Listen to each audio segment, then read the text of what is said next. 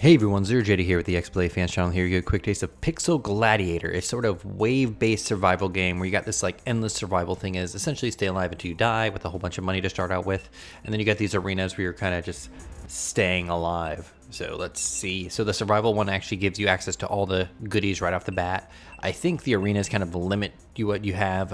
When I tried this first one earlier, I only had like the ability to build walls and then some turrets. This one gave me like the ability to build a mech and stuff like that, as well as the turrets, walls, and then higher like watchtowers and special abilities and stuff like that. So yeah, like this is 10 rounds, one boss, 10 waves, and then a boss, and then so on and so forth. I'm guessing it'll just give me more stuff to buy. Other than that, it's actually kind of boring, and it also controls incredibly weird. So you don't jump. A is like you select stuff in the background. You push up to jump, and that has led to me jumping into a lot of stuff. So we're gonna actually go ahead and I'm just kind of showing this off. Those items that were on the ground were supposed to be power-ups that apparently the game didn't bother to let me pick up. But as I can kind of run around from side to side, and this is essentially the scale of the map. And you get the idea. So like this is where I can build like some of the mech here, and this is where you can get like the power-ups. Let's see. So you have to do stuff. You have to use the left trigger, and then you select with the A button, but you have to use the D-pad here. It's really weird in how it's done, and to go back, you hit left trigger again. So left trigger, build that, and then left trigger to go back. And if I wanted to start the wave, I go to here to hit right trigger, or I can just go buy all this stuff. So we're gonna quickly just grab everything right here.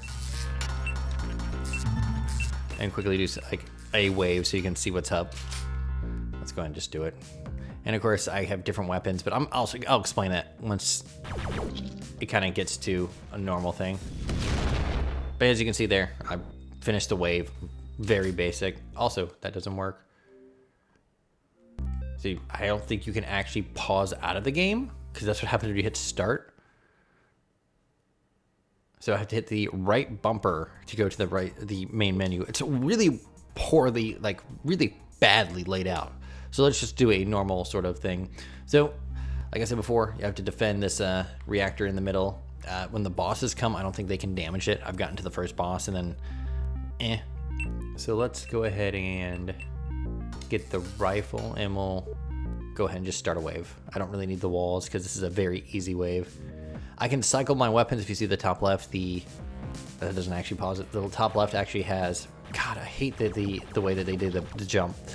The top left shows my health, my money, and then my ammo. I can reload by hitting B.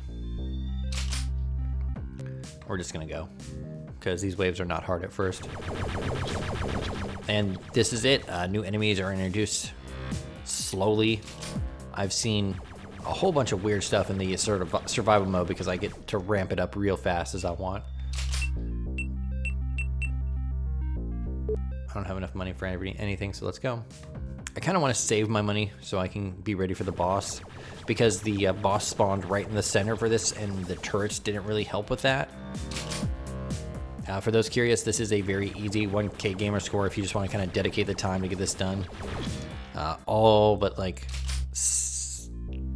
3 achievements I think can be gotten in the survival mode, and it can all be gotten within like 5-6 minutes. It's ridiculous. Weapons have alt fires. I don't know what it really does. The pistol has a little taser thing to it. Come on. But yeah, like I said before, you get all that other cool stuff like in survival and later on. But in the survival, you have so much money, you kind of just get it and then you don't do anything because it takes care of everything for you. And then here we go, so slightly bigger enemies. You also notice that not all the enemies give money. I think only once it gets down to a certain amount of enemies, it's usually you go clear out one side and then the entire other side gives you money. Like I said before, there you go. I might buy the walls after this.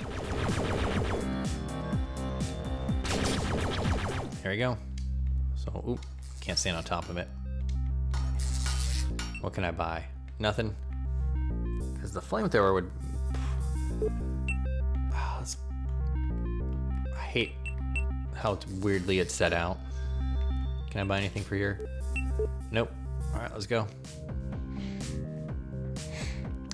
It's such a basic sort of survival game that I couldn't really recommend it over other stuff like Risk of Rain or I believe it's Niflheim, the Viking sort of game where it's not only survival, it's like not only a wave-based survival, it is actually like actual survival where you're staying alive, fighting enemies, fighting the AI and stuff like that.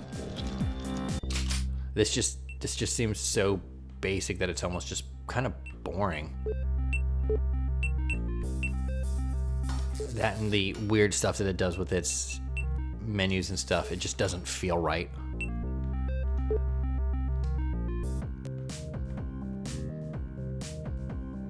Hop, hop, hop. And then I got my little turret now. He's helping.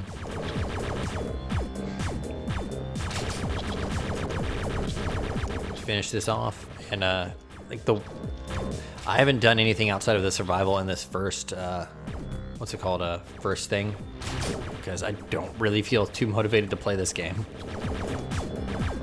There's, like I said before, Risk of Rain does it a lot better. I know that's not exactly what this game is. There we go. So we can kind of let the left side, right side kind of do whatever.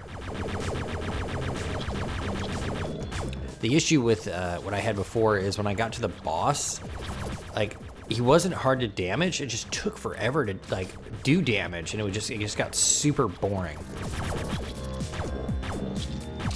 See, it's just a giant health bar and all that kind of fun stuff. Get behind him.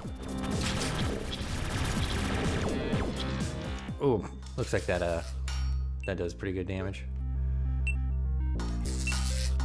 All right, cool. All right, let's do this. It looks like the alternate fire does a lot of damage. Just keep doing that forever. Like you saw before, I could get a whole bunch of turrets, different types of turrets and stuff like that. Looks like the other side's just roasting them.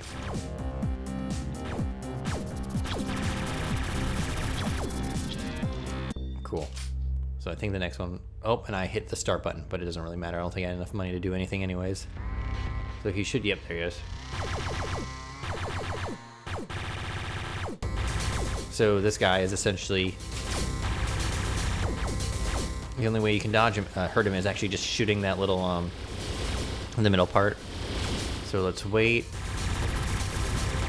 And the annoying thing, like, look how little damage I'm doing, and like, with the money I was getting, I wasn't able to get any of the better weapons, so it's like I don't really want to fight this guy for like 10 freaking minutes. If I actually stand right here, I can actually just kind of shoot him in the side of the head.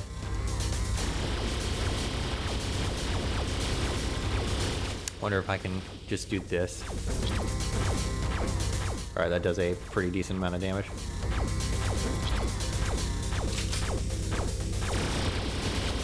All right, cool. We'll just do that. Well, at least that's the alternate fire for the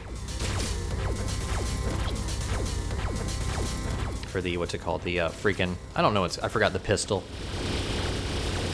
Keep on murdering this dude. I'm probably not gonna finish him, and like I have no motivation to keep playing this. It's just incredibly basic to a point that it's not fun.